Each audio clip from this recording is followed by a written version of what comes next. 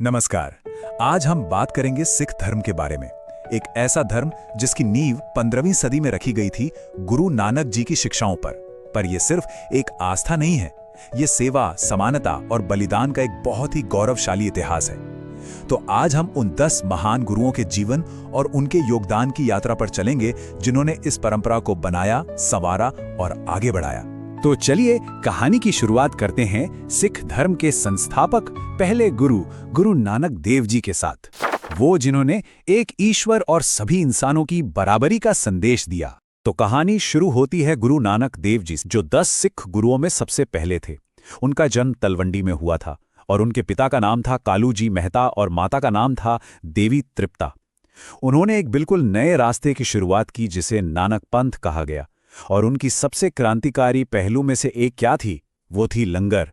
सोचिए, एक ऐसी सामुदायिक रसोई जहां जाति या धर्म की कोई परवाह किए बिना हर कोई एक साथ बैठकर भोजन करता था। ये उस समय के समाज के लिए, आप समझ सकते हैं, एक बहुत बहुत बड़ी बात थी। वो इब्राहिम लोधी के समकालीन थे और अपनी लंबी धार्मिक यात्राओं, जिन्हें उदासी कहा जाता है, उनके बाद उन्होंने अपने प्रिय शिष्य लहना को अपना उत्तराधिकारी चुना। तो अगर हम इसे दोहराएं, गुरु नानक ने सिर्फ एक धर्म की स्थापना नहीं की, बल्कि उन्होंने समानता और सेवा की एक ऐसी अटूट नींव रखी जो आज भी कायम है। अच्छा, गुरु नानक जी के बाद अब हम उस दौर में चलते हैं जहां सिख धर्म का असली विस्तार हुआ। ये वो समय था जब दूसरे गुरु से लेकर 5वें गुरु तक ने गुरुमुखी लिपि, अमृतसर जैसा पवित्र शहर और आदि ग्रंथ जैसी, कह सकते हैं कि सिख धर्म की सबसे महत्वपूर्ण संस्थाओं की नींव रखी। गुरु नानक जी के बाद आए गुरु अंगद देव जी। उन्होंने गुरु नानक के काम को आगे बढ़ाया। उन्होंने खादूर में अपनी गद्दी स्थापित की और जो लंगर की परंपरा थी उसे एक स्थायी संस्था बना दिया, उसे पक्का कर दिया। लेकिन शायद उनका जो सबसे बड़ा योगदान माना जाता है वो है गुरुमुखी लिपि का विकास। जी हाँ, ये वही लिपि है जिसमें आज भी सिख धर्म के पवित्र ग्रंथ लिखे जाते हैं। इससे उन्होंने समुदाय को अपनी एक अलग ही पहचान दी। तो अगर हम गुरु अंगद देव जी के योगदान को देखें तो उन्होंने 2 बहुत बड़े काम किए। पहला, लंगर को व्यवस्थित किया और दूसरा, गुरुमुखी लिपि की रचना की। इन दोनों ही कामों ने सिख समुदाय को एकजुट करने में बहुत बड़ी भूमिका निभाई। अब आते हैं तीसरे गुरु अमरदास जी पर। वो एक बेहतरीन संगठनकर्ता थे, कह सकते हैं। उन्होंने गोइंदवाल में अपनी गद्दी स्थापित की और सिख धर्म के संदेश को दूर दूर तक फैलाने के लिए उन्होंने 22 प्रचार केंद्र बनाए, जिन्हें गद्दियां कहा जाता था। ये एक ऐसा नेटवर्क था जिसने समुदाय को बहुत ज्यादा मजबूती दी। और एक दिलचस्प बात यह भी है कि मुगल बादशाह अकबर भी उनका बहुत सम्मान करते थे और उन्होंने गुरुजी की बेटी बीबी भानी को जमीन भी दान में दी थी। तो गुरु अमरदास जी के बारे में दोहराने वाली मुख्य बात क्या है? वो है धर्म के प्रचार के लिए 22 गद्दियों की स्थापना। चौथे गुरु रामदास जी ने सिख धर्म को उसका सबसे पवित्र शहर दिया। बादशाह अकबर से उन्हें 500 बीघा जमीन मिली थी और उसी जमीन पर उन्होंने एक नए शहर की नींव रखी, जिसे आज हम सब अमृतसर के नाम से जानते हैं। इसके अलावा उन्होंने एक और बहुत बड़ा बदलाव किया। उन्होंने अपने तीसरे बेटे अर्जुन को अपना उत्तराधिकारी बनाया और इसी के साथ गुरु का पद वंशानुगत हो गया। इससे नेतृत्व की एक नई परंपरा शुरू हुई। तो एक बार फिर से गुरु रामदास जी को याद किया जाता है अमृतसर शहर की स्थापना और गुरु पद को वंशानुगत बनाने के लिए। अब आते हैं 5वें गुरु अर्जन देव जी पर। उनका दौर सिख धर्म के लिए एक तरह से निर्माण का युग था। उन्हें सच्चा पातशाह भी कहा जाता था। उन्होंने अमृतसर और संतोखसर सरोवर का निर्माण करवाया और 1589 में अमृतसर सरोवर के ठीक बीच में हरमंदिर साहिब यानी स्वर्ण मंदिर बनवाया। यही नहीं, उन्होंने तरनतारन, करतारपुर और गोविंदपुर जैसे नए शहर भी बसाए।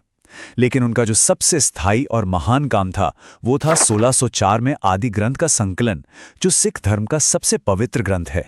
गुरु अर्जुन देव जी ने सिख समुदाय को आर्थिक रूप से भी मजबूत बनाया, जिसके लिए उन्होंने एक तरह का आध्यात्मिक कर शुरू किया।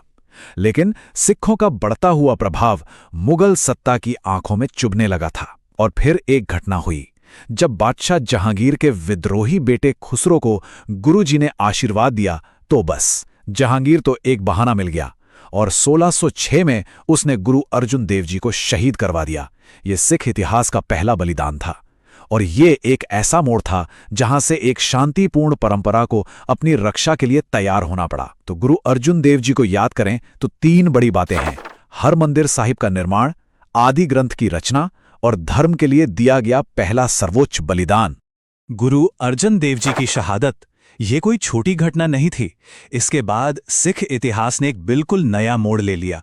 अब हम उस दौर की बात करेंगे जब छठे गुरु से लेकर 9वें गुरु तक सिखों ने भक्ति के साथ साथ शक्ति को भी अपनाना शुरू किया और अपनी रक्षा के लिए हथियार उठाए। अपने पिता की शहादत का गुरु हरगोबिंद जी पर बहुत गहरा असर पड़ा। वो छठे गुरु बने और उन्होंने 2 तलवारें धारण की, मीरी और पीरी। एक तलवार दुनियावी सत्ता की प्रतीक थी और दूसरी आध्यात्मिक शक्ति की। उन्होंने ही सिखों को संत सिपाही बनने के लिए प्रेरित किया, मतलब अंदर से संत और बाहर से सिपाही। उन्होंने आत्मरक्षा के लिए सिखों को फौजी ट्रेनिंग देनी शुरू की। अमृतसर में जो अकाल तख्त बनाया गया वो आज भी इसी मीरी और पीरी यानी दुनियावी और आध्यात्मिक सत्ता का सबसे बड़ा प्रतीक है। तो सीधे शब्दों में कहें तो गुरु हरगोबिंद जी ने ही सिख समुदाय को एक योद्धा कौम में बदल दिया। 7वें गुरु हरराय जी का समय मुगलों के आंतरिक संघर्षों से काफी प्रभावित रहा। रिकॉर्ड्स के मुताबिक उन्होंने उत्तराधिकार के युद्ध में हिस्सा लिया और अपने बेटे राम राय को मुगल दरबार में भेजा। ये एक ऐसा दौर था जब सिख समुदाय और मुगल सत्ता के बीच राजनीतिक तनाव काफी ज्यादा बढ़ गया था। अब बात करते हैं 8वें गुरु हरकिशन जी की, जो बहुत ही कम उम्र में गुरु बने। उनका कार्यकाल छोटा था लेकिन चुनौतियों से भरा हुआ था। अपने भाई राम राय के साथ विवाद से लेकर औरंगजेब के दरबार में पेशी तक उन्होंने बहुत कुछ देखा और दुख की बात है कि चेचक की वजह से दिल्ली में उनका निधन हो गया। लेकिन अपनी मृत्यु से ठीक पहले उन्होंने अगले गुरु के तौर पर तेग बहादुर जी का नाम लेकर नेतृत्व को सुनिश्चित कर दिया। तो संक्षेप में कहें तो गुरु हरकिशन का समय बहुत छोटा था, लेकिन उन्होंने अपने असामयिक निधन से पहले उत्तराधिकार को सुनिश्चित किया। 9वें गुरु तेग बहादुर जी गुरु हरगोविंद के बेटे थे। उन्होंने अमृतसर की जगह मखवाल को अपना केंद्र बनाया। जब बादशाह औरंगजेब की नीतियां बहुत ज्यादा कठोर हो गईं, तो उन्होंने धार्मिक स्वतंत्रता के लिए अपनी आवाज उठाई। 1675 में उन्हें दिल्ली बुलाया गया और इस्लाम कबूल करने या मौत का सामना करने का हुक्म दिया गया। उन्होंने अपना धर्म छोड़ने से साफ इनकार कर दिया, जिसके बाद 5 दिनों तक उन्हें यातनाएं दी गईं और फिर उनकी हत्या कर दी गई। उनका बलिदान आज भी धार्मिक स्वतंत्रता के लिए एक बहुत शक्तिशाली प्रतीक है। तो सीधी सी बात है, गुरु तेग बहादुर की कहानी सर्वोच्च बलिदान की कहानी है, अपने धर्म को ना छोड़ने के लिए दी गई शहादत की। और अब हम पहुंचते हैं 10वें और आखिरी गुरु गुरु गोबिंद सिंह जी के पास। उनका जन्म 1666 में पटना में हुआ था। अपने पिता के बलिदान के बाद उन्होंने आनंदपुर नगर की स्थापना की और सिख समुदाय को एक संगठित सैन्य ताकत में बदल दिया। फिर 1699 में उन्होंने खालसा पंथ की स्थापना की, एक ऐसा भाईचारा जो संत भी हो और सिपाही भी। उन्होंने खालसा के लिए 5 प्रतीक यानी पंच ककार अनिवार्य कर दिए: केश, कंघा, कच्छा, कड़ा और कृपाण, जो आज भी सिखों की पहचान है। गुरु गोबिंद सिंह जी का बलिदान सिर्फ उनका अपना नहीं था, उन्होंने धर्म की रक्षा के लिए अपना पूरा परिवार न्यौछावर कर दिया। उनके 2 बड़े बेटे साहिबजादा अजीत सिंह और जुझार सिंह चमकौर की लड़ाई में शहीद हो गए और उनके 2 छोटे छोटे बेटे साहिबजादा जोरावर सिंह और फतेह सिंह उन्हें सरहिंद के नवाब ने जिंदा ही दीवारों में चुनवा दिया। आप कल्पना कर सकते हैं, ये दुनिया के इतिहास में त्याग और बलिदान की एक ऐसी कहानी है जिसकी कोई और मिसाल नहीं मिलती। गुरु गोबिंद सिंह जी सिर्फ एक महान योद्धा नहीं थे, वो एक बहुत बड़े कवि और विद्वान भी थे। एक तरफ उन्होंने मजबूत किले बनवाए, एक ताकतवर सेना तैयार की, तो दूसरी तरफ उन्होंने विचित्र नाटक जैसी महान रचनाएं भी लिखीं जो आज भी प्रेरणा देती हैं। और फिर 1708 में इस दुनिया से विदा लेने से पहले उन्होंने एक सबसे बड़ा फैसला लिया। उन्होंने इंसान के रूप में गुरु की परंपरा को समाप्त कर दिया और ऐलान किया कि आज से सिखों के एकमात्र और शाश्वत गुरु होंगे गुरु ग्रंथ साहिब। तो गुरु गोबिंद सिंह जी को हम 3 मुख्य बातों के लिए याद करते हैं: खालसा पंथ की स्थापना, अपना सब कुछ धर्म के लिए बलिदान करना और गुरु ग्रंथ साहिब को हमेशा के लिए गुरु का दर्जा देना। तो चलिए, अब तक हमने जो कुछ भी जाना उसे एक बार जल्दी से दोहरा लेते हैं। सभी 10 गुरुओं के सबसे जरूरी योगदानों पर एक नजर डालते हैं। तो सबसे पहले गुरु नानक देव जी, सिख धर्म के संस्थापक। फिर आए गुरु अंगद देव जी, जिन्होंने गुरुमुखी लिपि बनाई।